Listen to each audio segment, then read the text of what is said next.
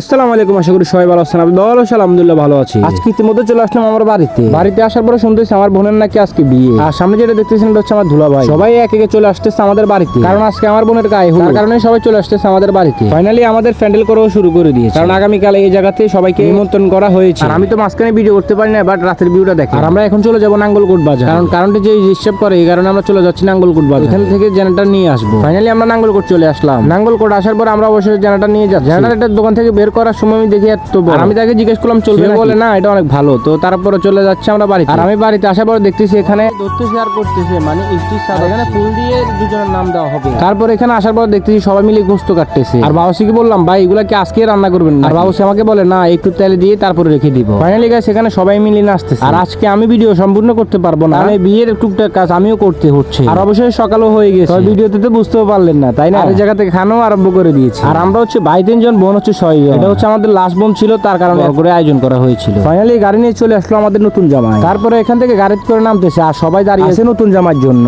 এরপরে জামাই গাড়ি থেকে নামার পরে সবাই জামাইকে আপ্যায়ন করতেছে। তারপরে জামাই ওইখান থেকে উঠে এসে এখানে আসি বসিয়ে রয়েছে। আর এখানে সবাই তাকে মিষ্টি মুখ করাইছে, করানোর পরে ফাইনালি এখান থেকে সে চলে যাচ্ছে। আর সবাই আমার বোনের জন্য দোয়া করবে, যেহেতু সুখে শান্তিতে থাকতে পারে। তো আর কি, সবাই ভালো থাকবেন, সুস্থ থাকবেন, আল্লাহ হাফেজ।